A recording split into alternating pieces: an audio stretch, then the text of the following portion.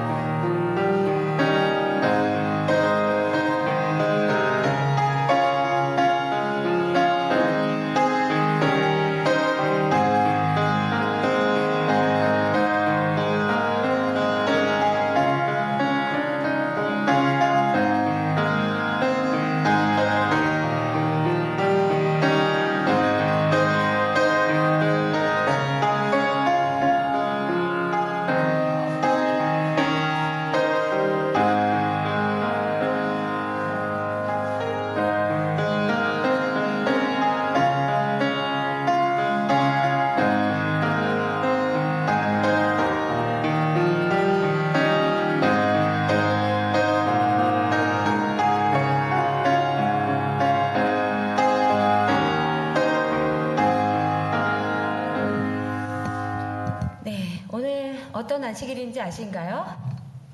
52기억절을 암송하는 그러한 이제 축복을 누리는 안식일입니다.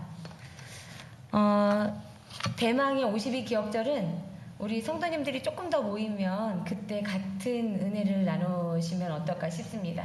그래서 제가 좀 떨리는 마음을 좀 더 간직하시라고 조금 더 우리 성도님들 좀 좌편에 더 차시면 그때 제가 시간을 봐서 같이 은혜를 나누도록 하겠습니다.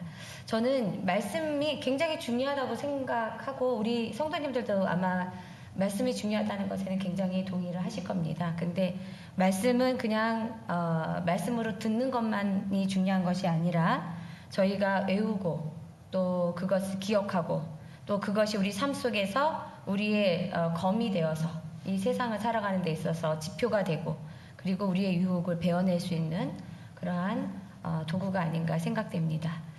말씀이 있어야 우리 마음에 심령이 살아있잖아요. 그리고 우리가 모든 것들을 기획하고 또 이루어 나가는 데 있어서도 도구가 되고 또 우리의 지팡이가 될 수 있습니다. 저는 한 가지 간증을 좀 먼저 하고 시작하겠습니다. 제가 이번 주에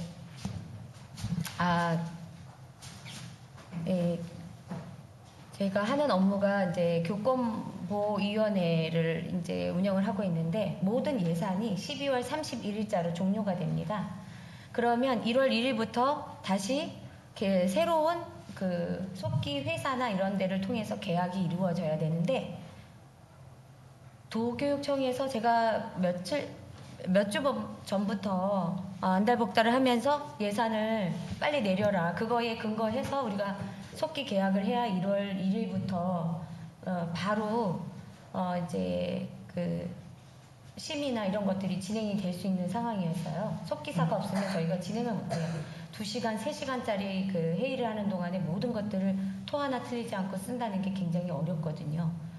그래서 이제 그런데 계속 안 내려주는 거예요.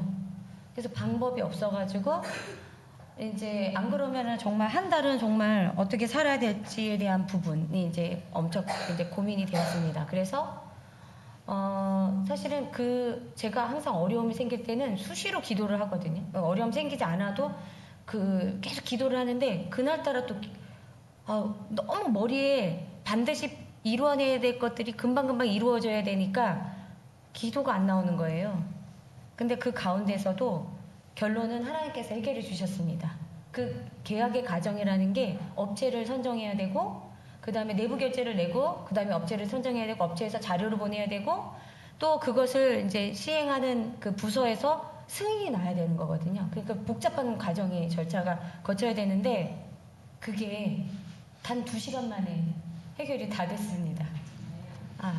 그래서 제가 정말 하나님께 엄청 감사했어요. 왜 그게 해결이 안 되면 제가 퇴근이 더 늦어지거든요. 근데 다행스럽게 어제 그래도 목사님 말씀을 차 안에서 들으면서 올 수는 있었습니다. 그래서 하나님께서 항상 살아계시구나. 그 살아계심은 제 마음속에 임하시는 우리 하나님의 임재 그리고 우리를 위해서 항상 위급한 때에 우리를 돌보시고 계시는 우리 하나님, 하나님의 살아계심을 경험한 그런 부분이라서 좀 나누고 싶어서 이렇게 조금이나마 이제 말씀을 드렸습니다. 네, 정말 살아계시지요? 네, 그거는 인력으로 그러니까 저도 이렇게 제가 할 수 있는 부분들이 아무것도 없는 거를 인정할 때 모든 것들이 이렇게 이루어지는 것을 봤습니다. 정말 되지도 않을 상황이었는데 모든 게 순조롭게 되어서 정말 하나님께 감사드립니다. 자, 제가 선물을 좀 준비해 왔습니다. 조경빈 어린이도 아니고 학생이죠? 조경빈 학생 저기 가서 선물 좀 가져오시겠어요? 안식일학교가 부자는 아닙니다. 그래서 오늘 그래도 저희가 우리 성도님들 조금 더 오시기 전에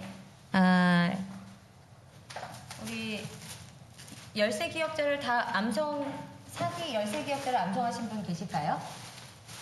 안 계시나요? 자, 그러면 이제 52기역절은 이제 외우셨는데 기역절을 좀 토파보는 그런 시간을 갖도록 하겠습니다. 선물을 드릴 수 있어요. 선물은 종류별로 있는데 제가 그렇게 덕이 많은 사람이 아니어서 이렇게 좀 간단한 선물들을 준비했습니다. 그래도 이게 얼마나 집에서 유용한지 모르시죠?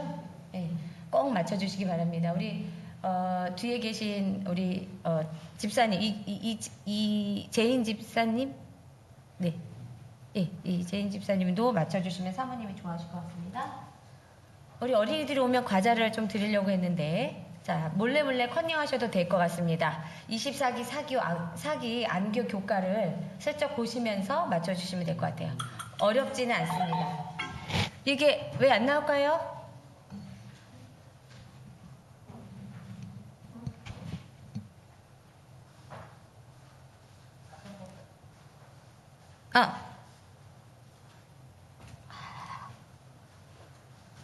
제가 오늘 정신이 없나 보네요.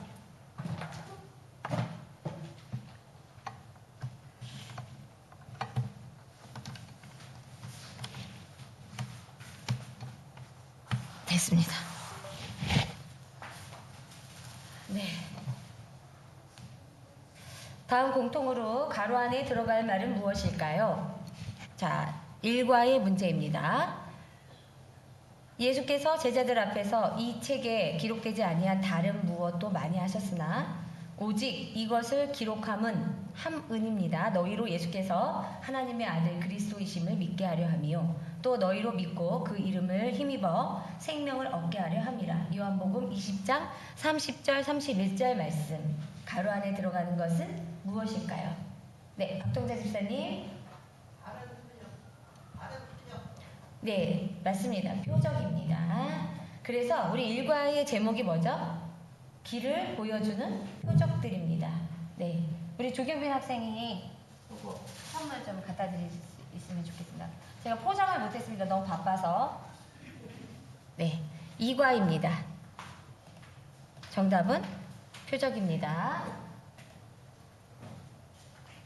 자, 제 2과입니다. 신성의 증거들. 제가 이번에는 이렇게 좀 시켜봐도 될까요? 네. 다음 설명하는 사람은 누구일까요? 너무 쉬운 것 같아서. 예수님의 사랑하는 친구, 죽은 지 나흘 만에 부활하심, 하나님이 도우셨다 라는 뜻을 가지고 있습니다. 힌트를 더 드리자면 마리아와 막달라의 오라버니입니다. 자, 누구일까요? 너무 쉬워서 제가 자신있게 맞춰보겠습니다 하시면 손 번쩍 들어보시겠어요, 그러면? 아시면서 겸손하신 거죠? 네. 우리 맨 뒤에 앉아 계신 박하선 집사님. 제가 안경도 못 갖고 와가지고. 네. 박하선 집사님, 정답은 무엇일까요? 예수님의 친구, 마리아와 막달라의 오라버니. 나사로? 네, 정답입니다. 제가 선택해서 드려도 되죠? 이경임 집사님한테 많이 받으시겠지만. 자, 좀 웃으시면서 하시면 안 될까요?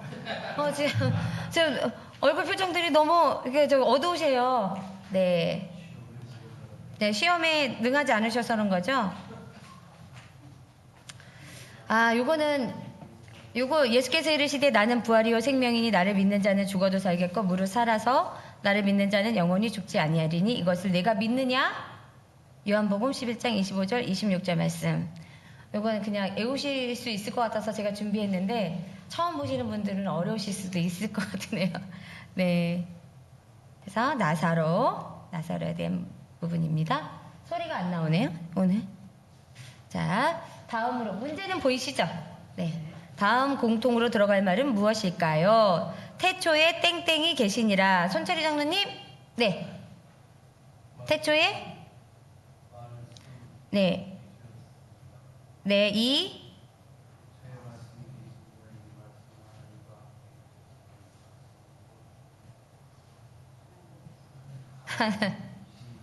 네. 아멘. 네, 이거 문제를 제가 이렇게 급히 내다 보니까 태초에 뭐가 계시니라? 말씀이 계시니라. 네. 아멘. 이번에 다른 걸로 드릴까요? 여기 지금 주방 행주인데 색깔 어떠세요? 좋으신가요? 따드리세요.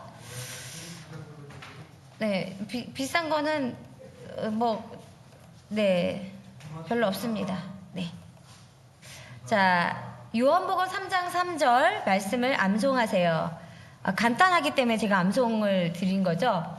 조동희 장로님은 나중에 52 기억자 외우세요. 네, 요한복음 3장 3절을 암송해 주시기 바랍니다. 일단은 보셔야지 암송하실 수 있으시겠죠? 자, 요한복음 3장 3절 말씀 찾아보시기 바랍니다. 그럼 지금 그래도 가진 것 중에서 요한복음 3장 3절입니다.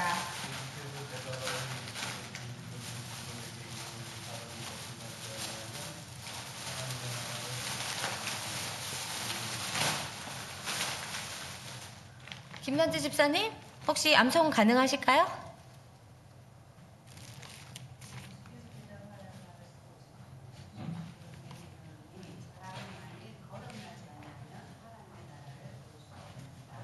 아멘. 자, 네. 김남지 집사님 좋아하실 것 같은 선물을 준비했습니다. 네. 김남지 집사님, 이게 제가 좋아하는 코인 육수 중에 황태육수예요. 감사합니다. 아쉬우시죠? 주관식 문제입니다. 밑줄 친 말은 누구에게 한 말일까요? 자, 맞춰보시기 바랍니다. 우리 맨 뒤에 계신 갑자기 제가 오석건 집사님 한번 맞춰보시기 바랍니다. 제가 문제 드리겠습니다. 그 여자에게 말하되 이제 우리가 믿는 것은 내 말로 인함이 아니니 이는 우리가 친히 듣고 그가 참으로 세상의 구주이신 줄 알미라 하였더라. 미추친 말은 누구에게 한 말일까요? 네, 맞습니다. 그냥 사마리아의 여인일까요? 우물가의 사마리아의 여인. 네, 맞습니다. 정답입니다. 네, 우물가의 사마리아 여인.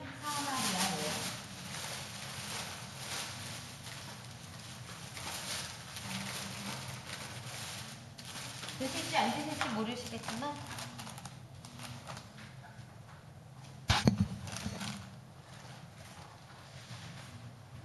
자, 아주 쉬운 문제죠? 우리 엔젤이 왔는 줄 알고 이 문제를 준비했는데 엔젤이 좋아할 것 같은 문제입니다. OX라서 50대 50이기 때문에 네, 엔젤에게 어디 한번 드려볼까요? 문제를 맞춰보시면 됩니다.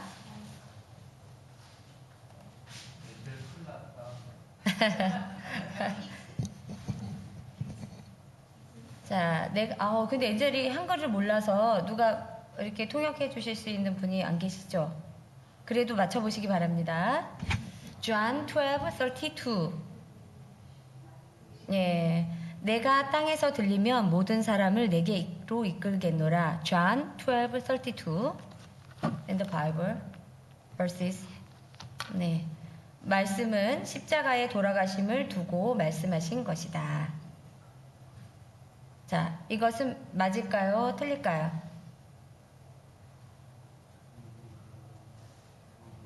이영수 원장님께서 좀 도와주시면 어떨까요?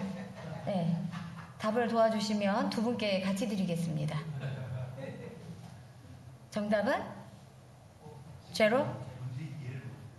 네. 대신 답변해 주시면 같이 맞춘 걸로 하겠습니다. 네. 네네. 네, 제로. 자, 원장님은 어떻게 이거 드릴까요? 원장님 이거 갖다 드리고 이거 저기 엔젤 선생님 갖다 드리세요.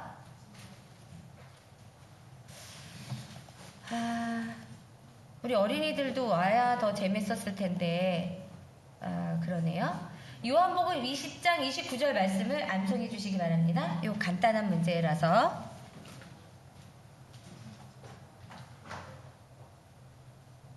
요한복음 20장 20절입니다.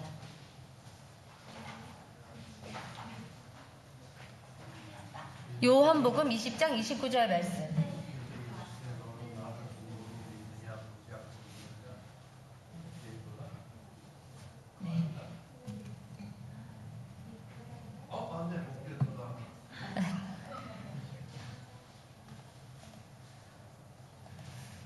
오늘 잘 안 되네. 예수께서 이르시되 너는 나를 본고로 믿느냐? 보지 못하고 믿는 자들은 복되도다 하시니라. 네. 이거 혹시 외우실 수 있으실까요? 예수께서 이르시되 너는 나를 본고로 믿느냐? 보지 못하고 믿는 자들은 복되도다 하시니라. 김혜리 집사님, 수세미 가져가셔요. 자, 한번 네. 외워보시겠어요? 네. 고로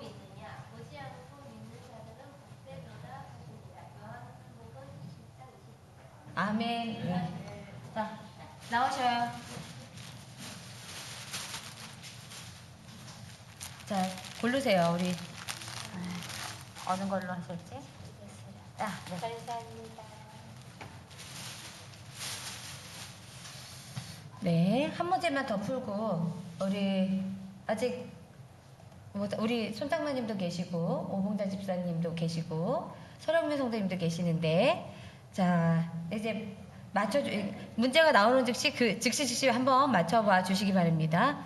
우리 김난주 집사님도 아까 하셨죠? 네. 내게는 요한의 증거보다 더 큰 증거가 있으니 아버지께서 내게 주사 이루게 하시는 땡땡 곧 내가 하는 그 땡땡가 아버지께서 나를 보내신 것을 나를 위하여 증언하는 것이요. 요한복음 5장 36절 말씀.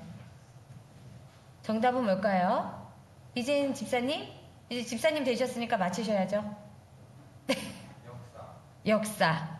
맞습니까? 네, 맞습니다. 역사 곧 내가 하는 그 역사가 아버지께서 나를 보내신 것을 네. 하는 문제입니다. 이재인 성도님께서도 집사님께 이거 갖다 드리기 바랍니다. 자, 그 다음 안 맞히신 분들 요한복음 14장 6절입니다. 이거 굉장히 간단하죠? 네. 요한복음 14장 6절 우리 송경수 장로님 한번 암송해 주시죠. 요한복음 14장 6절 아주 간단합니다.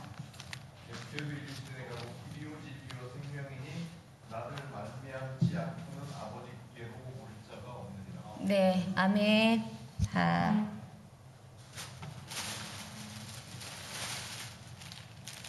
조경빈 여기 갖다 주시고요.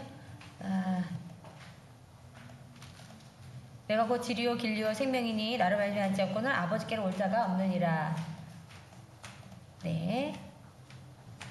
자, 요 밑줄 친 독생하신 하나님은 누구를 가르치실까요? 오봉대 집사님?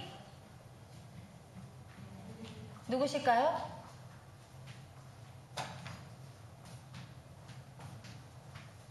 독생하신 하나님이 누구세요? 공부를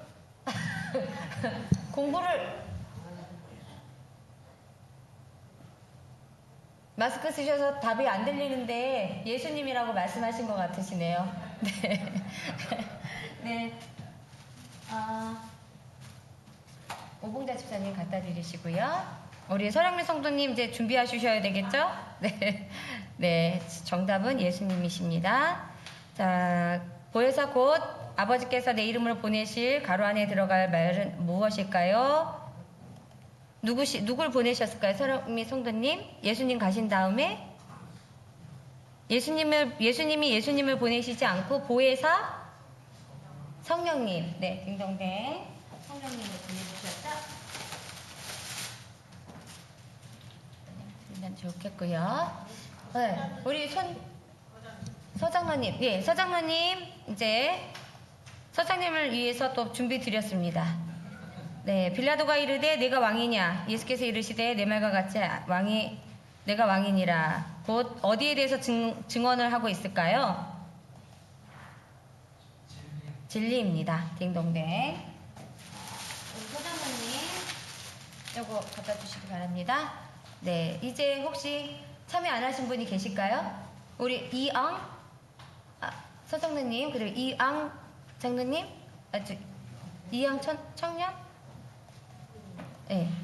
마지막으로 한번 이거는 어려울 것 같아서 누군가가 도와주시면 될 것 같습니다. 네. 너희가 영생을 얻는 줄 생각하고 무엇을 연구하거냐? 무엇을 연구해야 되죠? 성경이죠, 성경. 정답은 3번. 예, 그냥 사냥의 의미로 드리도록 하겠습니다. 52기억들 외우신 분들 잠깐 나오시기 바랍니다. 자, 제가 이렇게까지 준비를 했는데 우리 성도님들이 많이 참여를 안 하셔서 좀 그렇긴 하지만 52기억절 외우신 분들 나와주시기 바랍니다.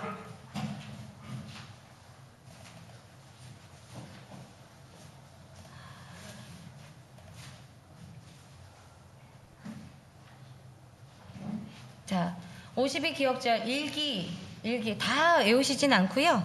시간이 제가 좀 잡아먹었기 때문에 52기억절 일기 제 1기 1과 1 외워주시기 바랍니다. 박동자 집사님.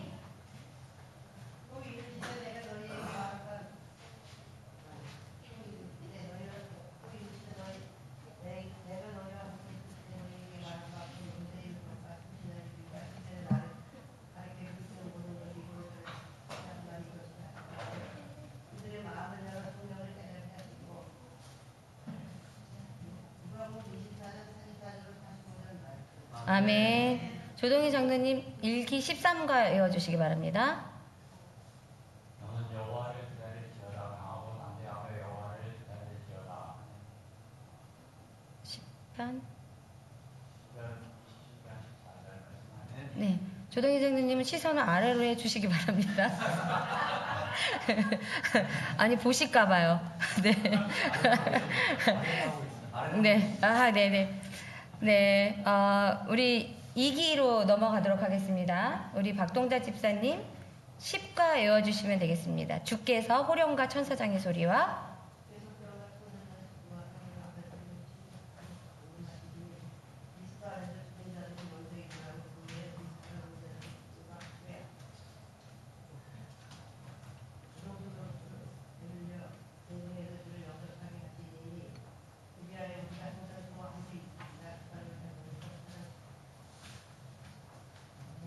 네, 4장 16절. 아멘. 자, 조동희 장로님 13과 외워주시기 바랍니다. 내가 들으니 보좌에서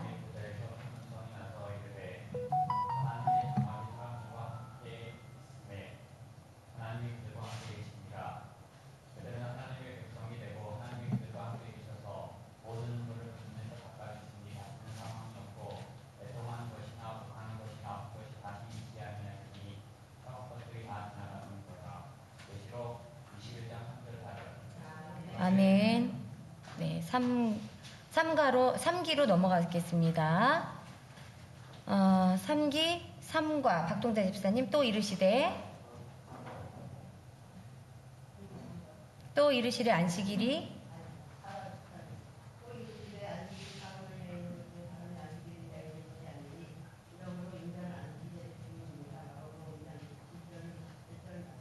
아멘. 조동희 장로님 7과 무리와 제자들을 불러 이르시. 무리와 제자들을 불러 이르시되 누구든지 나를 따라오려거든 자기를 부인하고 자기 십자가를 지고 나를 쫓으시니까. 마가복음 8장 34절. 네, 아멘. 나를 따를 것이니라 쫓을 것이니라 같은 말씀이긴 합니다. 네, 아멘. 자, 4기로 가도록 하겠습니다. 4기입니다. 네, 4기 4과 박동자 집사님 예수께서 대답하여 4기 4과요.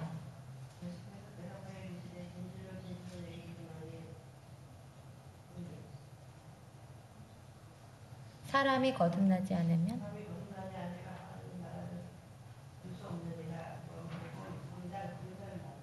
네, 5가 되어주세요.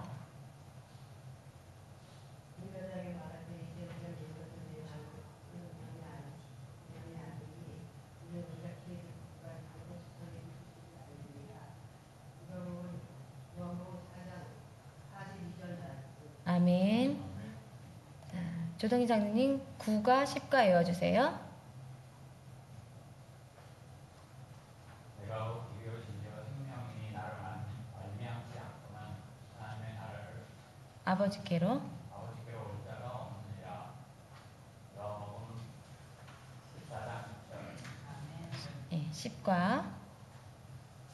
본래 하나님을 본 사람이 없으되 아버지 품속에 있는 독생하신 하나님이 나타나시니라. 요한복음 1장 18절 말씀. 아멘. 네. 네, 끝났습니다. 어떻게 검증이 되셨나요? 네. 여기 사실은 왔다 갔다 하면서 외우는 게 굉장히 어렵습니다. 그럼에도 불구하고 이렇게 연속적으로 쭉 외워야 오히려 헷갈리지 않는데 너무나 열심히 잘 외워주시고 또 하나님께서 더 큰 상으로 응답하실 것이라 생각됩니다.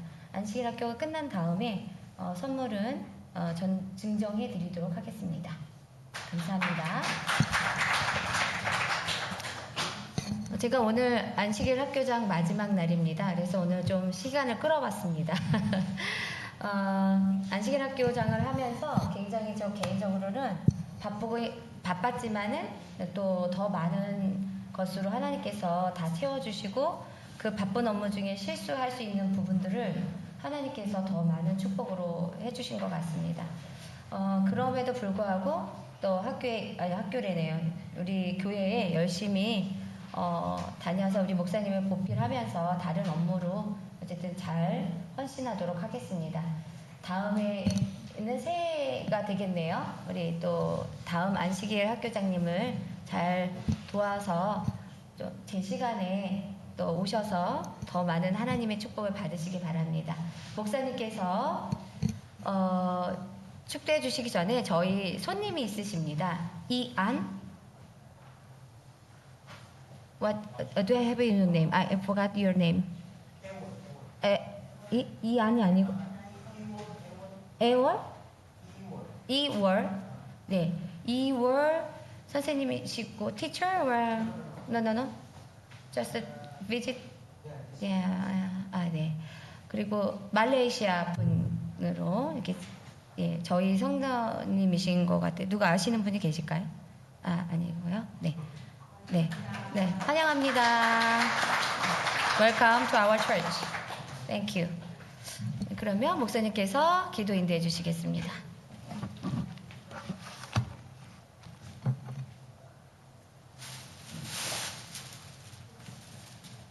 기도하겠습니다. 하나님,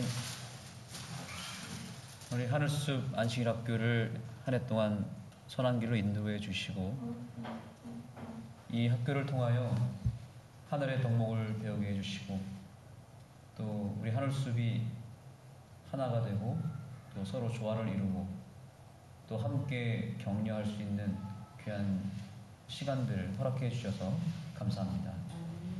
이 학교를 이끌기 위하여 기도와 헌신으로 봉사한 우리 박영자 집사님, 신수양 집사님, 권희재 집사님, 최연희 집사님을 기억하여 주시고 이 여종들의 헌신을 하늘 기념책에 새겨주셔서 우리가 하늘나라에 갔을 때 이 헌신을 통하여 서로 추억하고 기뻐하며 하나님께 영광 돌릴 수 있도록 역사하여 주시옵소서. 한 해 동안 귀한 진리의 말씀을 통하여 우리에게 하늘의 보화를 전달해 주신 주님의 은혜에 감사를 드리며 말씀으로 또한 사랑으로 우리에게 새겨주신 그 진리를 영원히 잊지 아니하도록 저희들의 심령을 다시 한번 새롭게 하여 주시옵소서. 이 추운 겨울에 또 우리의 사랑과 기도가 필요한 영혼들을 주님께서 헤아려 주시고 이 안식일 이 현장에서 임하는 성령의 은혜를 그들이 있는 그곳에서 누릴 수 있도록 도와주시고 2025년도에는 더 건강하고 더 밝은 모습으로 더 행복한 순간들을 이곳에서 함께 누릴 수 있도록 우리 모두에게 은총을 더하여 주시옵소서. 특별한 발걸음을 통하여 이 전을 찾은 주의 자녀들을 기억하여 주시고 오늘 이 안식일 학교와 또한 설교 예배 가운데 주님께서 예비하신 놀라운 축복을 한 몸으로 받는 귀한 안식일이 되게 하여 주시옵소서. 예수님의 이름으로 간절히 기도드립니다.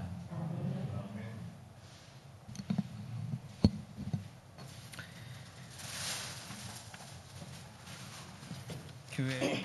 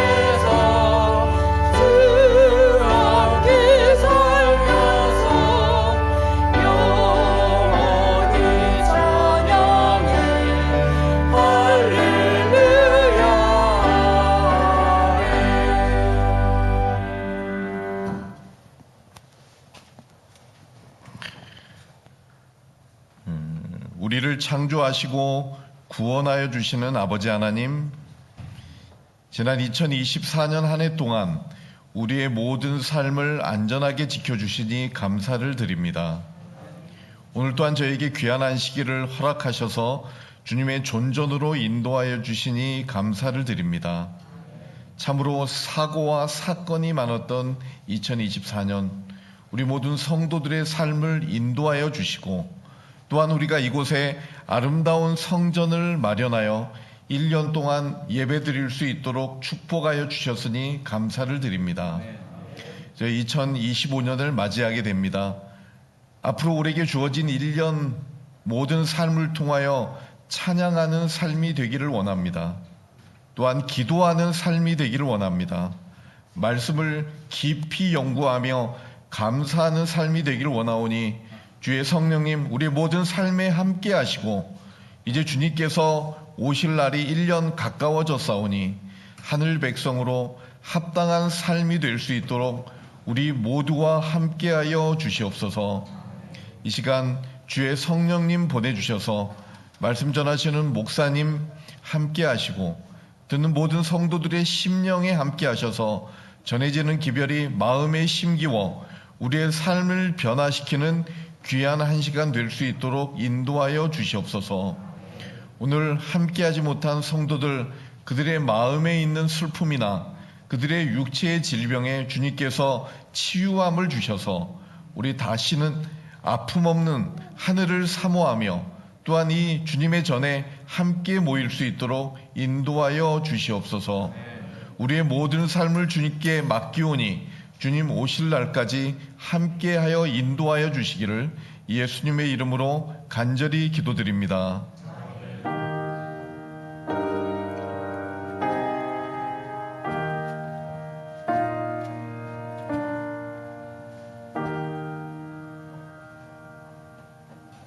예배를 위해서 기도하겠습니다. 하나님, 오늘 이 2024년을 맞이하는 마지막 안식일을 우리가 보내고 있습니다. 주님, 이 시간을 주님께서 친히 주관하여 주시고 성령님께서 도와주셔서 이 예배가 마치는 그 순간까지 우리가 하나님의 임재를 경험하고 주님의 말씀에 집중할 수 있는 은혜를 허락하여 주시옵소서. 마지막으로 이 한 해를 마무리하기 위하여 허락하신 이 말씀이 우리를 살리는 말씀이 되게 해주시고 2025년을 새롭게 열어주는 능력이 되게 하여 주시옵소서. 예수님의 이름으로 간절히 기도드립니다.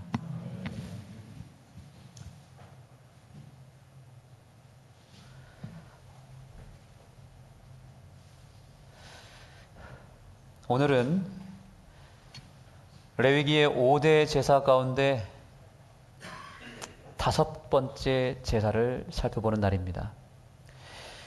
그동안 우리는 레위기 1장부터 해서 번제, 소제, 화목제, 속죄제, 드디어 오늘 속건제를 배우게 되었는데요.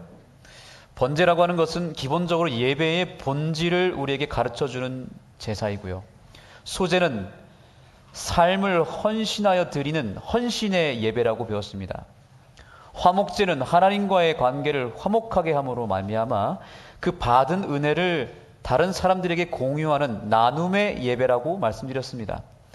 그리고 지난 시간에 우리는 속죄제를 통해서 이 속죄제가 하나님과 우리 사이의 바른 관계를 회복하기 위한 회개의 예배라고 배웠습니다.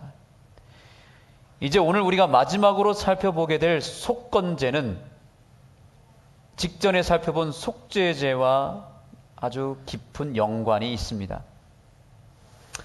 속죄제가 하나님과의 관계를 회복하는 예배라면 속건제는 한 걸음 더 나아가서 이웃과의 관계, 내 주변에 있는 사람들과의 관계, 또 교회라고 하는 공동체 속에서의 관계 회복을 위한 예배인 것입니다.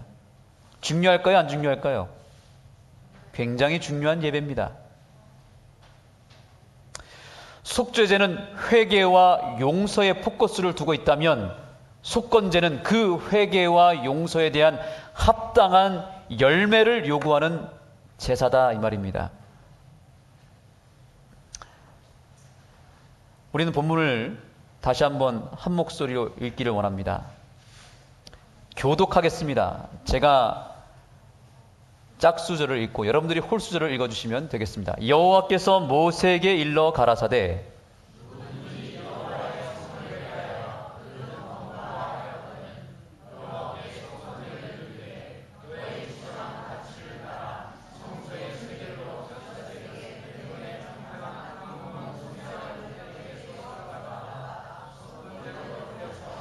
성물에 대한 범과를 갚되 그것에 5분 1을 더하여 제사장에게 줄 것이요 제사장은 그 속건제 수양으로 그를 위하여 속한즉 그가 사함을 얻으리라.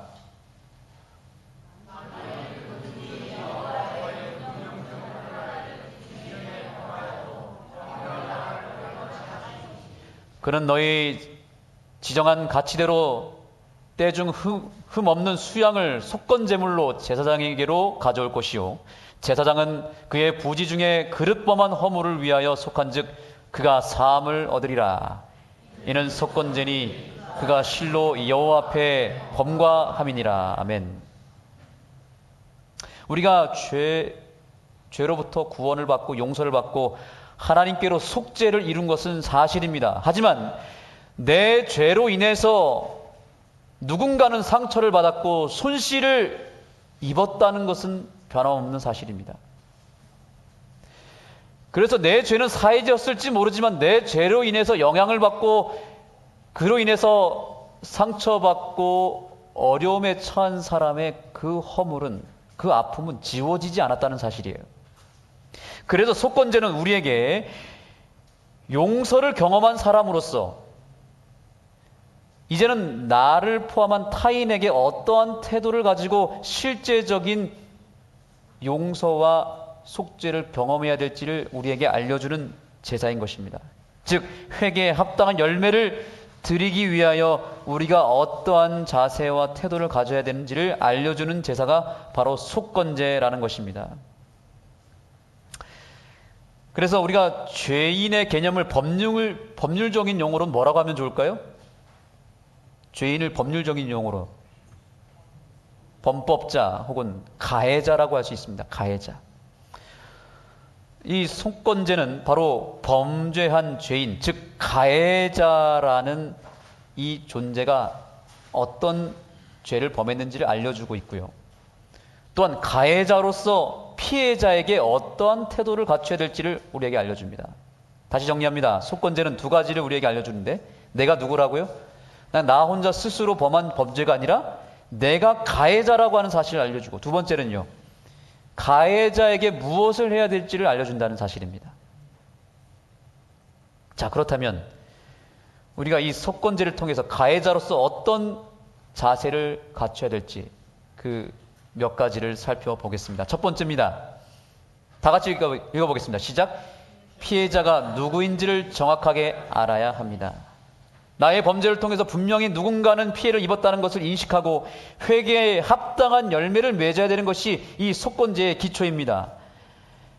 이 죄라고 하는 것이 얼마나 무섭냐면 내가 범하는 죄가 나만 힘들게 한 것이 아니라 나만 파멸로 끌고 가는 것이 아니라 내 주변에 있는 사람들도 함께 힘들게 만들었고 내 주변 사람들도 함께 파멸로 이끌어 간다는 것이 죄의 무서움인 것입니다.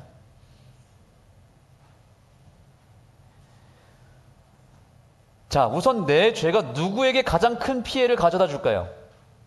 1차적으로는 누가 피해를 받을까요? 나 자신입니다. 내가 피해자가 되는 것입니다. 따라해 보겠습니다. 죄는 나를 피해자로 만든다. 그래서 내가 가해자인 동시에 또한 내가 뭐가 되는 거예요? 피해자가 되는 것입니다. 시편 38편 4절 5절의 말씀을 보면 나의 죄로 인하여 내 뼈에 평안함이 없나이다. 내 죄악이. 누구의 죄악이요? 내 죄악이. 그 다음에요. 누구의 머리를요? 내 머리에 넘쳐서 무거운 무엇 같다고요? 짐 같으니 감당할 수 없나이다. 내가 지금 뭔가 괴롭고 내가 머리가 아프고 내 삶이 점점 피폐해지는 이유는 누구의 죄 때문이냐면 내가 저지른 그 죄 때문에 내 스스로 파멸에 이르게 되는 것입니다. 그래서 죄는 반드시 1차적으로 내 자신에게 큰 손실을 입히게 된다는 사실을 기억해야 됩니다. 그래서 죄를 짓는 것은 어쩌면 자해하는 것과 똑같습니다. 자해가 뭡니까? 내 스스로 상처를 내는 거잖아요. 그런데 이 죄가 또 무서운 것은 뭐라고요? 나만 자해를 해서 나만 고통을 받는 것이 아니라 내 주변도 함께 망쳐버리는 힘이 있다는 사실입니다. 더 나아가서 이 죄라고 하는 것은 심지어 하나님께도 피해를 입히는 일입니다. 누구에게도 입힌다고요? 하나님에게도 피해를 입힌다고요. 여러분, 아이가 다치면 누가 가장 아파할까요? 부모가 훨씬 더 마음이 아픕니다. 우리가 범죄하면 나만 손해를 보는 것이 아니라 내 아버지 하나님도 함께 아파하시고 함께 손해를 본다는 사실입니다. 그래서 그 죄가 실제적으로 나를 다치게 만들기 때문에 나는 알게 모르게 죄를 범하지만 내가 느끼든 못 느끼든 내 인생을 갉아먹고 있고 그 죄가 내 인생을 치명적으로 무너뜨리고 있다는 것을 나는 모를지 모르지만 우리 아버지 하나님은 정확하게 알고 계시고, 그래서 어쩌면 우리가 죄를 범할 때 우리 아버지 하나님 훨씬 더 괴로워하실지 모르겠습니다. 우리 아버지의 마음에 가슴에 멍이 드는 것입니다. 여러분, 간접 흡연이 더 무서운 거 아십니까? 실제로 연구 결과에 나왔는데 직접 흡연하는 1차 흡연자보다도 2차 흡연자가 훨씬 더 치명적이라고 합니다. 약 3배 이상의 이 암 발생률이 일어난대요. 그래서 담배를 피지 않아도 폐암에 걸리는 이유는 간접 흡연을 하기 때문에 그렇습니다. 그런데 3차 흡연이 있습니다. 담배를 필 때 옆에 있진 않았지만 그 담배가 옷이나 이불이나 가구나 이런 곳에 배어 들어간 그 냄새도 굉장히 치명적이라고 합니다. 3차 피해자라고 하거든요. 이게 죄의 무서움입니다. 흡연만 그럴까요? 죄도 마찬가지입니다. 1차적으로 나만 피해보는 게 아니라 내 주변은 더 크게 피해를 보고 3차, 4차까지 이어지는 이 증폭되는 죄의 무서움을 우리가 기억할 수 있었으면 좋겠습니다. 다 같이 읽겠습니다. 시작. 이는 속건죄니 그가 실로 여호와 앞에 범과함이니라. 누구 앞에 범과했다고요? 여호와 앞에 범과했다. 우리가 범하는 죄가 결과적으로는 주님께 범죄하는 일이 된다는 사실입니다. 이 죄 문제는 그래서 내 선에서 끝나는 것이 결코 아니라 고스란히 이 죄가 주님의 마음까지 후벼 파는 일이 되고 내 주변도 엉망으로 만들어버리는, 정말로 피해야 되고 우리가 할 수만 있다면 독처럼 이 죄를 멀리해야 되는 것입니다. 그래서 이 본문의 전반부는 하나님과의 관계 속에서 범한 죄에 대한 내용을 다룬다면, 후반부, 오늘 우리가 읽은 그 후반부는 사람들과의 관계 속에서 범하는 죄들을 다루고 있습니다.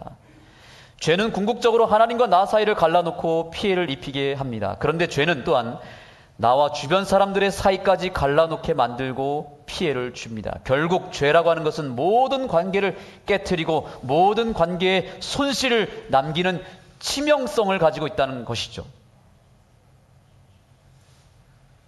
누구든지 여호와께 신실치 못하여 범죄하되, 남에게 피해를 입히는 이 죄 역시 궁극적으로는 여호와께 범죄하는 것이 된다는 것이죠. 남에게 피해를 주는 범죄 행위, 하나님이 가장 힘들어하는 죄인 것입니다. 여러분, 부모님 입장에서 가장 슬픈 일이 뭐라고 하던가요? 자녀들끼리 싸울 때 가장 마음이 아프다고 합니다. 마음이 찢어지는 것입니다. 우리가 다른 사람에게 범죄할 때 이것이 하나님께 큰 반역이 되고 이것이 하나님 앞에 신실치 못하는 범죄 행위가 되는 이유가 무엇인가? 내가 가해를 행한 그 사람이 누구의 자녀예요? 하나님의 자녀인데 그 하나님의 자녀에게 내가 치명상을 입혔기 때문에 이것은 하나님께 고스란히 범죄할 수밖에 없는 것입니다. 그래서 우리가 속건 제사를 드리는 모든 경우에 그 제물로 반드시 순양으로 드려야 했습니다. 이것은 우리가 누군가에게 피해를 안겼을 때 그 사람에게만 빚진 것이 아니라 그 사람을 창조하고 그 사람을 낳은 존재이신 하나님에게도 범죄하는 일이 되기 때문에 남에게 지은 죄도 누구에게 회개해야 되는 거예요? 아버지 하나님께 회개해야 되는 것입니다. 하나님께도 빚진 것입니다. 그래서 이 모든 죄에 대한 채무는 오직 그리스도의 보혈로만 갚을 수 있다는 점이 분명하다는 것을 우리에게 알려주고 있습니다. 그래서 범죄한 자는 반드시 생각해야 됩니다. 나는 용서받았으니까 끝났어. 맞습니까? 틀립니까? 나만 괜찮으면 다 되는 것입니까? 결코 그렇지 않습니다. 내 죄로 인해서 피해를 보게 된 그 대상을 살피고 그 피해 대상을 위해서 내가 과연 무엇을 해야 될지를 생각하는 데까지 나아가야만 이 속건제가 이루어진다는 사실이죠. 이것이 회개에 합당한 열매이고 이 연말에 우리가 청산해야 될 죄인 것입니다. 그냥 하나님과의 관계 속에서 회개하고 끝난 문제가 결코 아니라는 사실이죠. 두 번째, 다 같이 읽겠습니다. 시작. 피해자가 어떤 피해를 입었는지를 정확하게 알아야 됩니다. 피해자가 누구인지를 분명하게 인식했다면 그 피해자에게 내가 어떤 피해를 입혔는지를 구체적으로 생각해야 된다는 거죠. 우리가 누군가에게 사과할 때 이런 얘기 하잖아요. 미안해 하면 뭐라고 말합니까? 뭐가 미안한데? 뭐가 미안한데? 자, 우리 옆 사람에게 인사 나누겠습니다. 한 해 동안 미안했습니다. 인사 나누시고 그 다음에 인사 이겁니다. 뭐가 미안한데요? 물어보세요. 뭐가 미안한데요? 이 구체적으로 뭐가 미안한지를 알지도 못하면서 미안해하는 건 사과예요? 아니에요? 아닙니다. 여러분 사과를 하시려거든 뭐가 미안한지를 구체적으로 알고 사과하시기 바랍니다. 자, 속건제를 드리는 세 가지 경우가 있었습니다. 첫 번째, 여호와의 성물에 대해서 부지 중에 범죄하였으면 여호와께 속건제를 드렸습니다. 이것은 뭐냐면 예를 들면 이것입니다. 오늘날로 적용하면 이것입니다. 교회에서 우리가 전기를 쓰죠, 물을 쓰죠, 때때로 교회차를 사용하죠. 그런데 이것이 어쩔 때는 예배를 위해서 또 교회 사업을 위해서 쓸 때도 있지만 그렇지 못할 때도 있습니다. 혹 내가 개인적으로 부득이하게 교회의 어떤 재물이나 에너지나 여러 것들을 사용했다면 우리는 속건제를 드려야 되는 것입니다. 여러분 한 해 동안 하늘스 교회의 이 캠퍼스와 이 건물과 이 주변의 여러 가지들을 이용하는 일을 통해서 내가 은혜를 받았다면 이 한 해가 가기 전에 하나님 앞에 감사의 예물을 드리게 되기를 소망합니다. 이것이 속건제입니다. 두 번째 경우, 만일 누구든지 여호와의 계명 중 하나를 부지 중에 범하였더라도 허물이라. 이때 속건제를 드려야 했습니다. 하나님의 율법의 말씀을 어겼을 때 부지 중에 나도 모르게 범한 죄도 다 이것은 죄가 되기 때문에 속건제를 드려야 했습니다. 그 다음이 중요합니다. 세 번째, 레위기 6장 1절 7절 이어서 보면은 이웃에 대하여 범죄했을 경우에 속건제를 드려야 했습니다. 남의 재산을 탐냈던가 남의 물건을 탈취했거나 남의 어떤 감정이나 심지어 남의 그 삶을 조금이라도 피해를 입혔다면 그것이 눈에 보이는 물질이든 보이지 않는 어떤 물질이 아닌 어떤 영적인 일이든 감정적인 일이든 그 사람에게 조금이라도 피해를 안겼다면 이것은 속건제를 드려야 되는 조건에 해당하는 것입니다. 자, 세 번째입니다. 이게 가장 중요합니다. 자, 속건제를 드리기 위해서 우리가 취해야 될 세 번째 태도, 다 같이 읽겠습니다. 시작. 피해자에 대한 합당한 보상이 있어야 합니다. 자, 여러분 지금까지의 내용을 요약하자면 가해자는 반드시 내가 피해를 입힌 피해자가 누구인지를 알아야 됐고요. 두 번째는 뭐였죠? 어떻게 피해를 입혔는지를 알아야 된다 그랬죠. 마지막 세 번째입니다. 마지막 이 가해자의 의무는 무엇이냐면 피해자에 대한 합당한 보상을 해줘야 했다는 사실이죠. 자, 레위기 5장 16절을 다 같이 읽겠습니다. 시작. 성물에 대한 범과를 갚되 그것의 5분 1을 더하여 제사장에게 줄 것이요. 자, 예를 들면 성물에 관한 죄를 범했을 경우 어떻게 하라는 거예요? 11조나 여러 성전에 있는 물건을 건드렸거나 소산물을 빼돌렸을 경우에 죄인이 자기 죄를 깨닫고 속죄하기를 원한다면 빼돌린 것을 그대로 갚을 뿐만 아니라 그 다음 따라하겠습니다. 더하여 5분의 1을 더하여 추가적으로 보상해야 했습니다. 그런 다음에 순양을 속건제로 드리면 최종적으로 용서를 받았다는 사실입니다. 또한 남의 물건을 빼앗거나 능봉했거나 맡은 물건을 분실하였어도 순양과 함께 피해 입은 것을 그대로 갚아야 했고 더하여 몇 분의 1이요?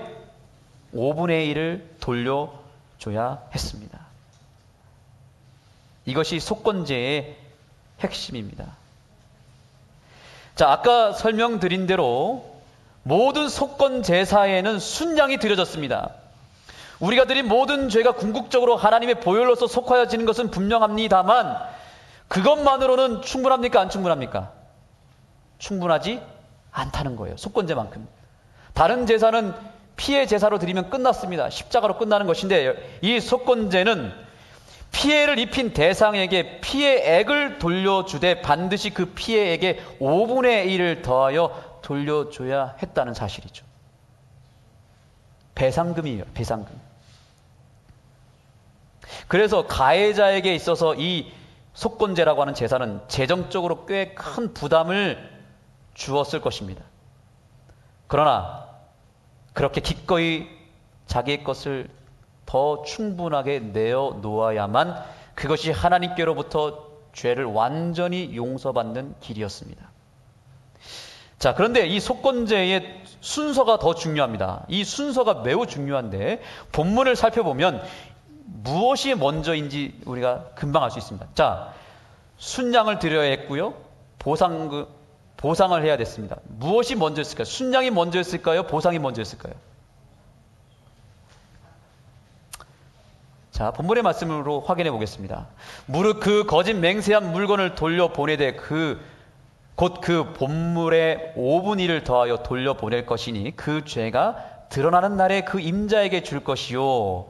그 다음 뭐예요? 6절. 그는 또 그 속건제를 여호와께 가져올지니 곧 너희 지정한 가치대로 때중 흠없는 수양을 속건제물을 위하여 제사장에게 끌어올 것이요. 자, 여러분 무엇이 먼저입니까? 뭐가 먼저죠? 보상이 먼저입니다. 순양을 드리는 것보다 보상이 먼저라고요. 만약에 내가 범한 죄가 오로지 하나님께 해당하는 경우에는 제물만 드리면 되는 거예요. 순양만 드리면 끝나는 것입니다. 그러나 이것이 교회나 성물이나 혹은 사람에게 피해를 입혔을 경우에는 내 범죄로 인해서 피해를 당한 그 상대편에게 먼저 적절한 보상을 배상한 다음에 그 다음 무엇하는 거예요?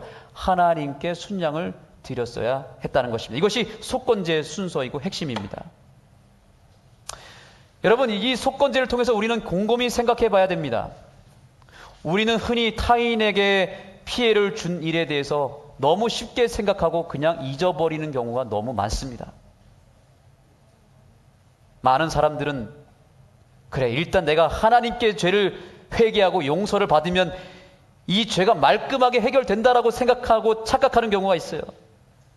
그래서 우리가 아무리 심각한 범죄를 저질렀다 하더라도 일단 하나님께 회개 기도만 하면 우리에게 아무런 보상 책임이 없다라고 생각하고 교회에서 눈물을 짜고 진정으로 회개한 다음에 회개가 돼서 내 마음에 뭔가 평안이 오면 그것이 끝난 것으로 생각한다는 거죠. 이것이 기독교의 잘못된 회개의 폐해입니다. 하나님께 회개했다는 이유로 상대방에게 사과할 명분까지도 스스로 박탈해버리는, 이것은 두 번째 2차 가해가 된다는 사실을 모른 채 우리가 살아가고 있다는 것이죠. 그러나 주님은 오늘 우리가 먼저 잘못한 것에 대한 배상을 피해자에게 먼저 하라고 말하고 있습니다. 만일 그렇게 하지 않으면 하나님께서는 우리의 자백을 받지 않으실 것이라고 말씀하고 있습니다.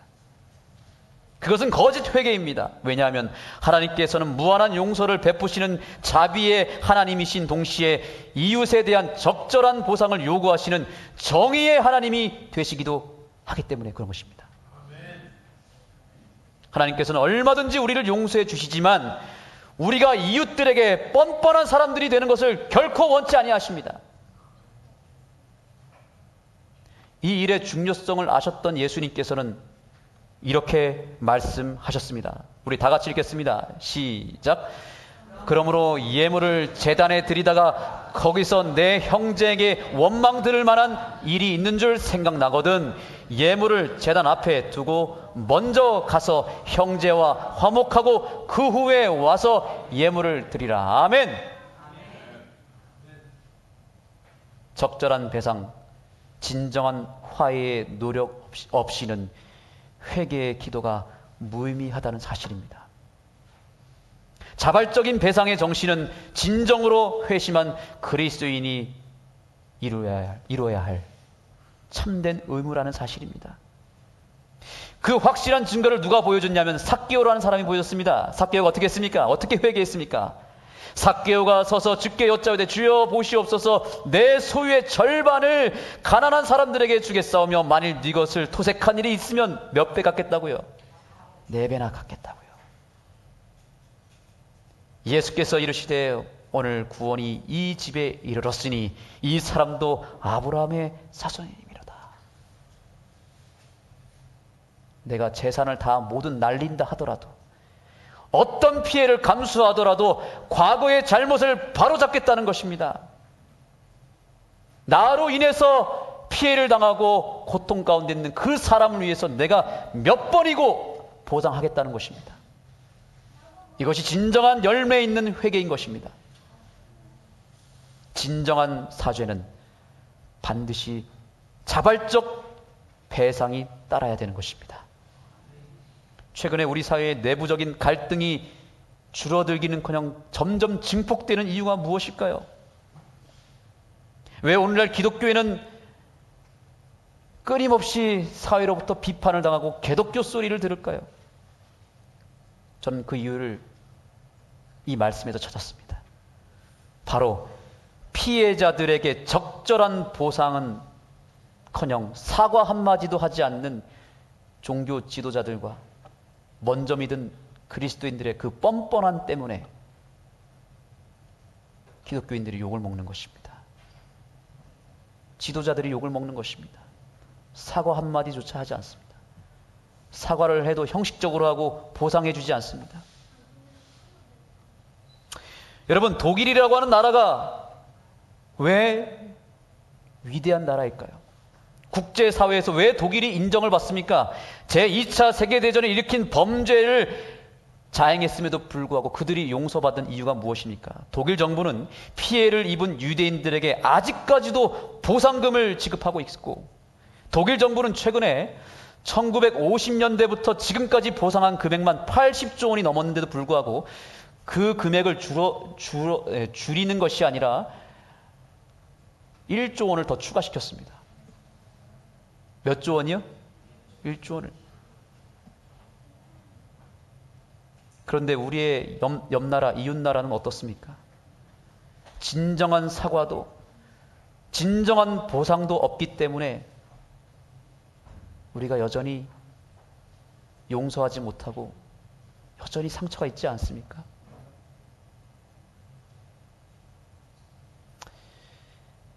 용서의 은혜를 입은 가해자는 피해자에게 최선을 다하여 적절한 보상을 해주거나 피해자로부터 보상 책임에 대한 면제를 받아야 됩니다.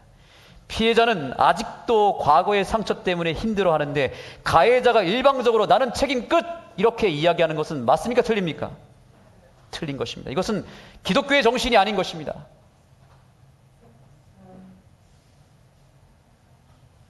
하나님께 용서받았다고 끝! 이러는 순간 2차 가해가 시작되고 또 다른 폭력이 되는 것입니다. 여러분 혹시 아직도 사과의 말조차 건네지 못한 내 삶의 피해자들이 있습니까? 이 시간은 이 연말에 용기를 내시기 바랍니다. 반대로 혹시 아직도 내 마음 가운데 내가 용서하지 못한 나를 가해한 가해자가 생각나십니까? 여러분, 여러분의 마음을 한번 활짝 열어보시지 않겠습니까? 진정한 용서와 보상이 오가는 곳에 참된 행복과 기쁨이 있습니다. 그것이 진정한 회개에 합당한 열매인 것을 기억하시기 바랍니다. 이 속죄제와 관련하여 영감의 글에 보니까 다음과 같은 아주 흥미로운 글을 발견하게 되었습니다.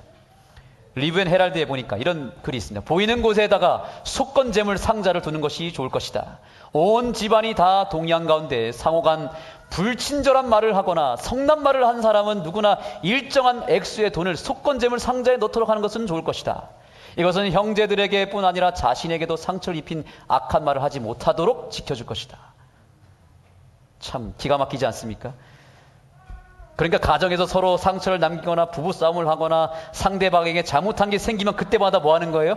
동전이 됐든 지폐가 됐든 열어가지고 속건제물 상자에다가 집어넣는 것입니다. 저는 내년에 한번 우리 집에다가 이 속건제물 상자를 한번 더 보면 어떨까 하는 생각을 해봤습니다. 금방 차오르면 안 되겠죠? 여러분의 집에도 이 속건제물의 상자를 넣어보시겠습니까? 이 말씀의 적용 포인트가 뭔지 아십니까? 구약의 속건제는 주로 물질적인 피해에 대한 보상문으로 끝났지만 물질적인 피해뿐만이 아니고 신약 시대에서는 물질을 넘어서 영적인 피해, 정서적인 피해까지도 확장이 되었다는 걸 알려주고 있습니다. 우리는 실제로 말 한마디 때문에 상대방에게 피해를 주고 가해를 합니다. 우리가 교회 생활이 왜 힘듭니까? 누군가가 말한 그 말 한마디가 상처가 되지 않습니까? 차 빼세요! 왜 새치기 하세요? 왜 복장이 그렇게 이상합니까? 여러분, 우리가 이 교회에서 정말 말을 조심해야 될 것 같습니다. 여러분, 지난 한 해 동안 저로 인해서 제 말로 인해서 상처받은 분이 계십니까? 손 한번 들어보십시오. 제가 보상해 드리겠습니다. 괜찮습니다. 아, 여기 감사합니다, 장로님. 제가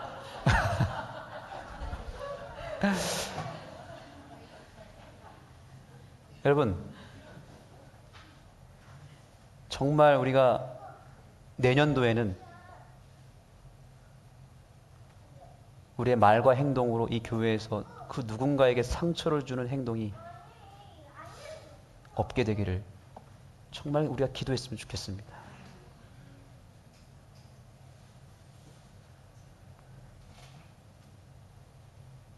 사과로 끝날 문제가 아닙니다. 적절한 보상을 해야 됩니다. 어떻게 보상하시겠습니까? 장로님, 제가 어떻게 보상해 드릴까요? 예, 물질적인 보상이요. 제대로 배우셨네요. 제대로 배우셨습니다. 예, 우리 한번 그러면 제가 밥을 사드리겠습니다. 따뜻한 말 한마디도 보상이 되겠습니까? 세븐 헤빗이라고 하는 성공적인 7가지 습관이라고 하는 책을 쓴 저자가 우리의 마음에는 감정은행이 있다라고 이야기합니다. 감정은행 계좌. 이 스티븐 코비가 발견한 것인데요. 아주 절묘한 비유라고 생각합니다. 사람을 처음 만났을 때 자동적으로 우리는 그 사람과의 관계 속에 계좌가 생깁니다. 무슨 계좌요? 감정은행 계좌가 생깁니다. 시간이 지나고 관계가 깊어짐에 따라 그 통장의 잔고가 늘기도 하고 줄기도 하는데요. 상대방에게 신뢰를 주고 사랑을 주고 감동을 주면 이 계좌의 잔고가 늘어나기 시작합니다. 그런데 상대방에게 섭섭하게 하고 인사도 잘 안 하고 신뢰를 잃을 만한 행동을 하고 상처를 주고 실수를 하게 되면 이 계좌의 잔고가 점점 줄어들어서 마이너스 통장이 되는 것입니다.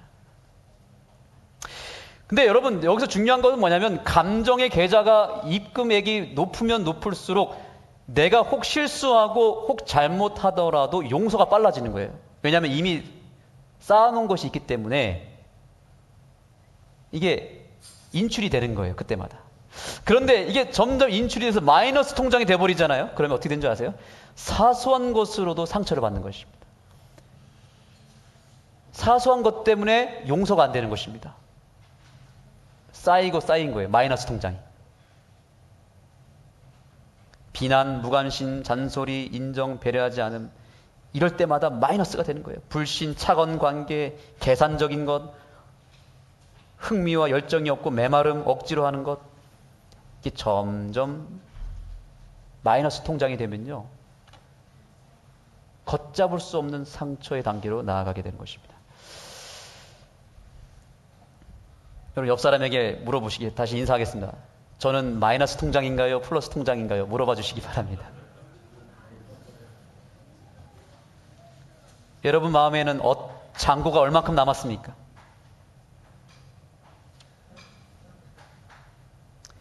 교회에 매주 나오는 목적은 하나님과의 관계를 회복하는 것이 우선이지만 그 다음이 더 중요합니다. 사람과 사람 사이에 형성된 마이너스 통장에 잔고를 채워 넣기 위한 목적으로 우리가 오늘 이 자리에 온 것입니다. 예배만의 목적이 아니라 매 안식일마다 우리는 속건제를 드려야 되는 것입니다. 아, 내가 저 사람과의 관계 속에서 마이너스 통장이 되었구나. 입금해 줘야겠다. 잔고를 좀 넣어줘야겠다.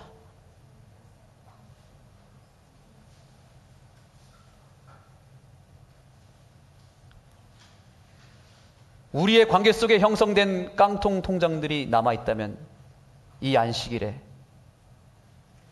청산하시기 바랍니다. 올해를 넘기지 마십시오. 따라하겠습니다. 올해를 넘기지 말자.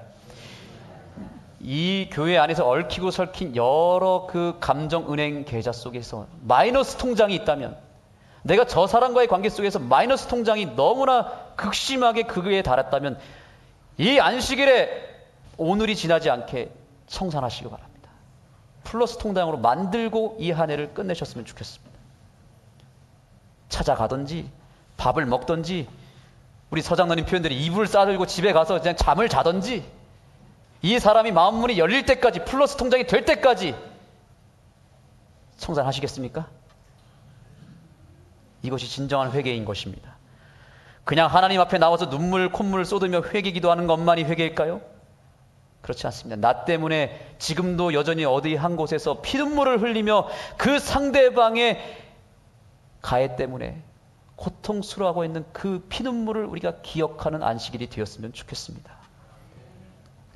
내 눈물을 닦아주시는 하나님의 그 용서의 손수건을 이제 내가 들고 나 때문에 실족한 상대방의 눈물까지도 함께 닦아줄 때 주님께서는 그 회개가 간합된다는 약속을 하고 있는 것입니다.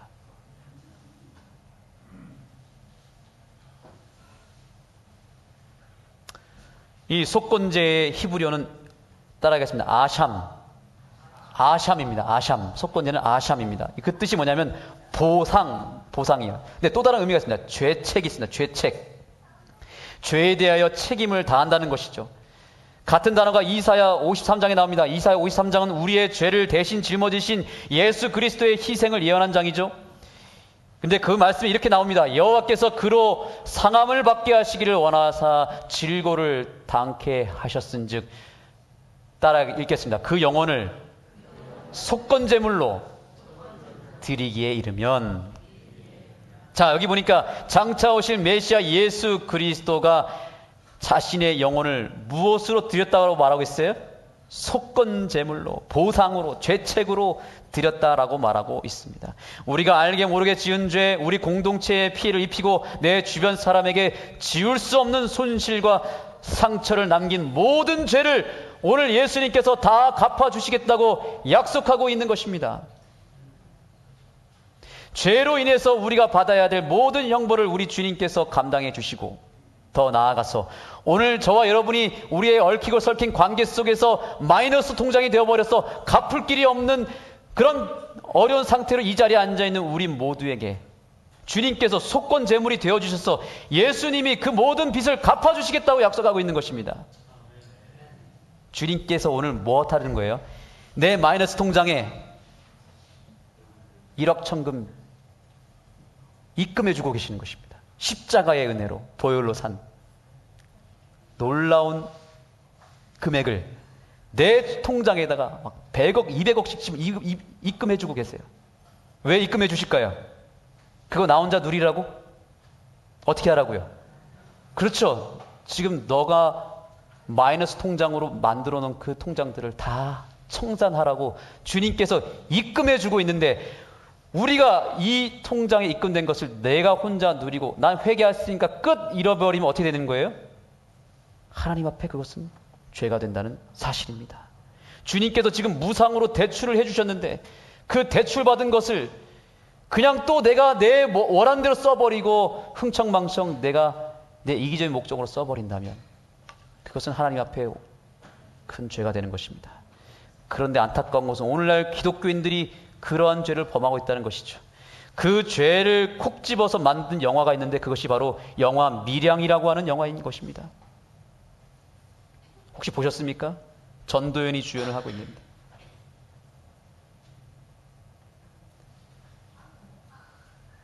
파렴치한 죄를 범해서 자기 가족을 건들고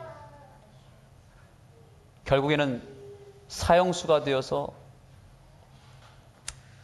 수감을 하게 된 이 범죄자를 이 주인공 전도연이 찾아갑니다. 그 사이에 예수님의 은혜를 깨닫고 교회를 다니면서 뭔가 위로를 받은 이 전도연이 용서하기 위해서 찾아갔습니다. 그런데 어떤 일이 벌어졌습니까? 이 범죄자가, 이 가해자가 그 감옥 안에서 예수님을 만난 거예요. 그래서 회개하고 스스로 하나님께 뭘 받았어요?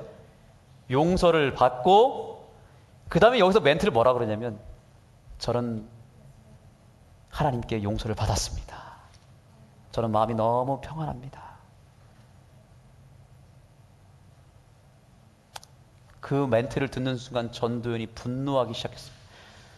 아직 피해자인 내가 이 사람을 용서하지 않았는데 이 가해자가 뭐라고 하는 거예요? 나는 하나님께 용서를 이미 받아버렸다고 얘기하면서 평안하게, 태평하게 있는 것입니다. 아무런 재책을 늘리지 않는 것입니다. 나는 예수님이 다 빚 갚아주셨고 게다가 엄청난 축복의 돈을 입금받았기 때문에 나는 행복하다. 그런데 너한테 줄 돈은 없다. 이 말과 똑같은 것입니다. 우리의 모든 관계 속에서 우리는 이제 이러한 죄를 더 이상 저질러서는 안 되겠습니다.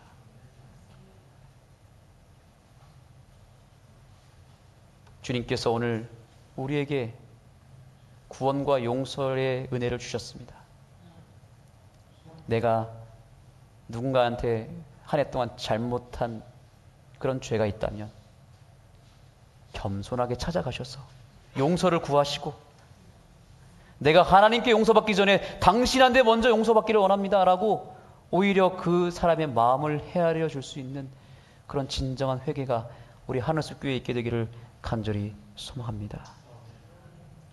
저는 오늘 말씀을 마치면서 오늘 여러분 앞에 진실로 속건제물을 드리기를 원합니다. 제 마음의 감정 계좌를 하늘은행에 가서 제가 이번 한 주일 동안 찾아가서 통장 정리를 해봤습니다. 제 감정 통장은 마이너스 통장일까요? 플러스 통장일까요? 마이너스 통장이더라고요. 저는 한 해 동안 정말 이기적인 남편으로 살았고, 이기적인 아버지로 살았고, 또 이 교회에서는 이기적인 목사로 살았다는 것을 주님께서 보여주셨습니다. 제가 이 교회를 부임하고 나서 저는 목회적 꿈이 있었습니다. 그리고 그 꿈을 이루기에 이 교회는 너무나 적합하고 우리 성도님들이 너무나 신실하고 착한 그 아름다운 모습을 보면서 저는 저의 목회적 꿈을 펼치기에 이 교회가 참으로 좋은 교회라는 판단을 하고 한 해 동안 열심히 앞만 보고 달려왔습니다. 그런데 앞만 보고 달려오다 보니까 우리 성도님들을 제가 헤아리지 못했다는 뒤늦은 후회를 하게 된 것입니다. 우리 사랑하는 하늘숲 성도 여러분, 제가 오늘 이 자리에서 진심으로 회개합니다. 제가 여러분들을 돌아보지 못했습니다.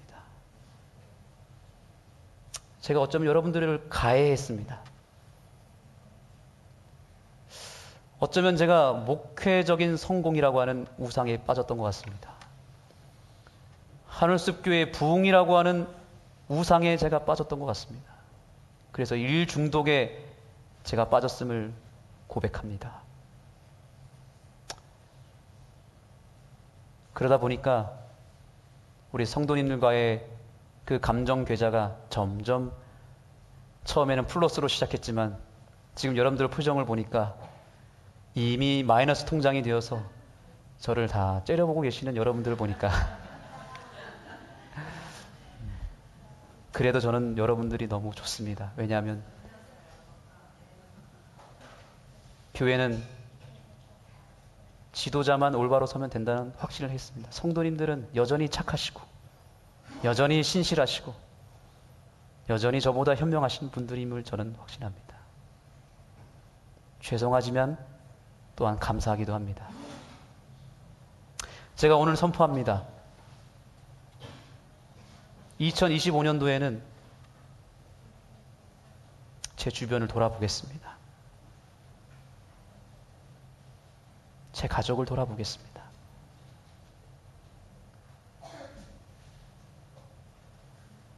제가 쫓았던 그 우상을 오늘 이 자리에서 깨트립니다.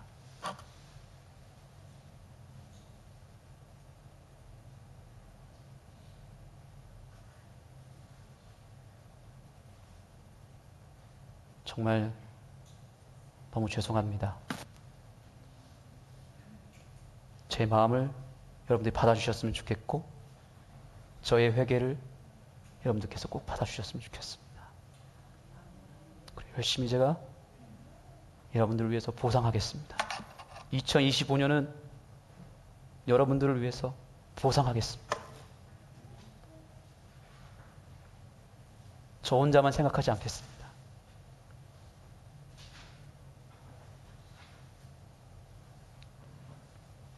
그럼에도 불구하고 부족한 종을 여러분들이 인정해 주시고 여기까지 따라와 주셔서 너무너무 감사하고 정말 고생 많으셨습니다.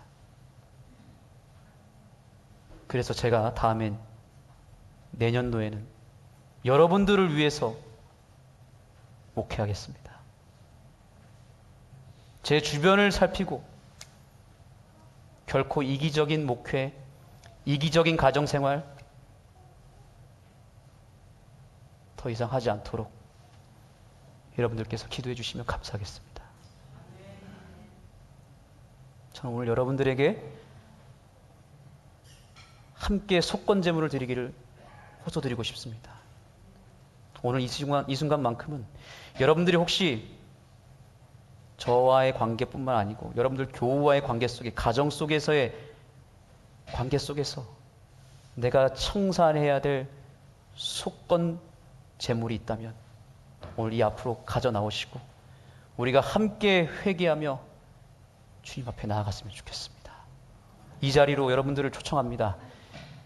자리에서 함께 일어나셔서 내가 정말 오늘 주님 앞에 진정으로 회개하기를 원하는 속건 재물이 있다면 이 앞으로 나오시기 바랍니다. 우리가 함께 주님 앞에 부르짖고 성령을 구하고 회개의 영을 통해서 진정한 회개를 하기를 원합니다. 이 앞으로 나오시기 바랍니다.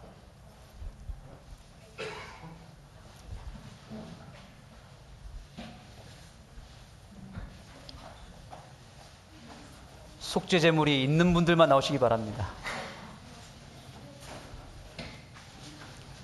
더 가까이 오시기 바랍니다.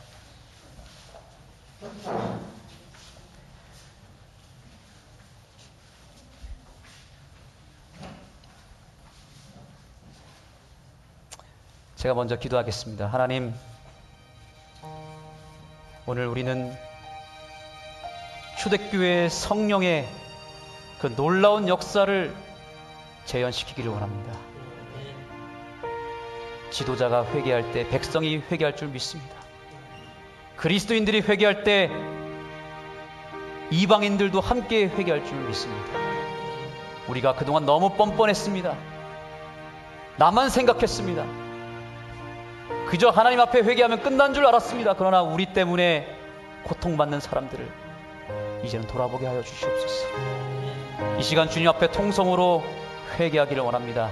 이 자리에 무릎 꿇은 백성들의 이 기도를 들어주시고 진정한 회개가 성령의 불 가운데서 일어날 때 주님, 우리 안에 깊숙한 곳에 있는 죄악을 끄집어내 주시고 우리의 이 회개를 통해서 우리 주변에 있는 백성들이 함께 회개하고 함께 그들이 예수님을 만나고 회복될 수 있도록 역사하여 주시옵소서. 이제 여러분 있는 자리에서 이왕이면 여러분의 속에 있는 모든 죄악들을 통성으로 기도하시기를 원합니다. 여러분을 회개의 자리로 초청합니다. 기도하시겠습니다.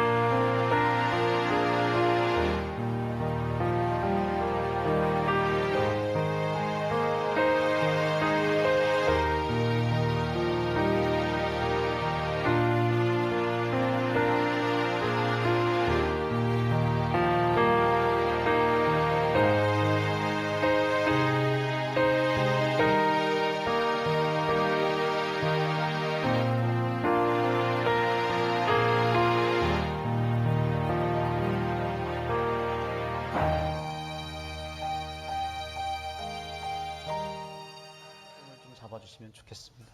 우리의 마음을 모아서 주님 앞에 찬양합니다. 함께 일어서시겠습니다.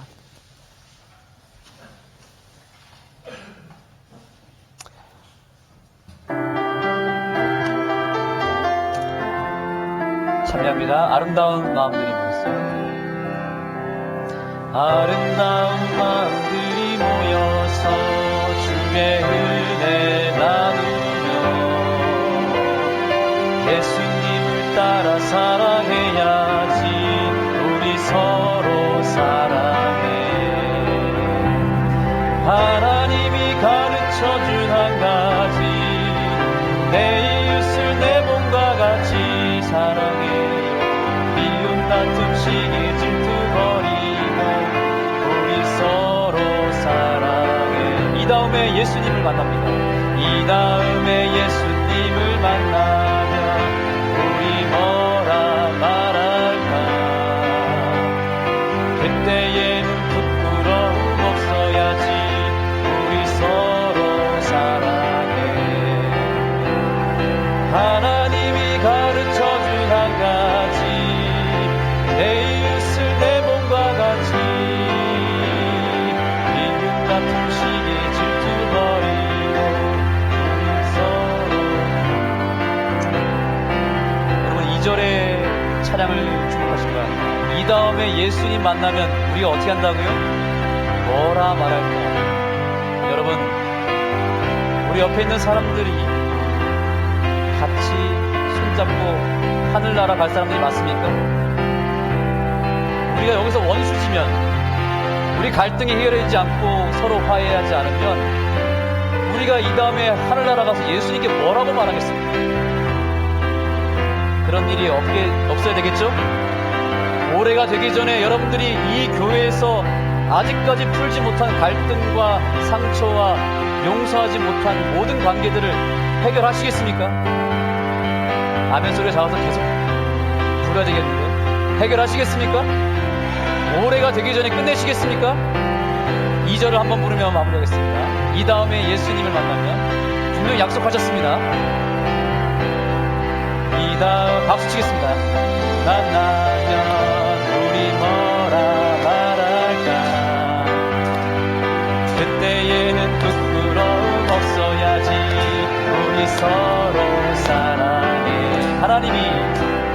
하나님이 가르쳐준 한 가지, 내 이웃을 내 몸과 같이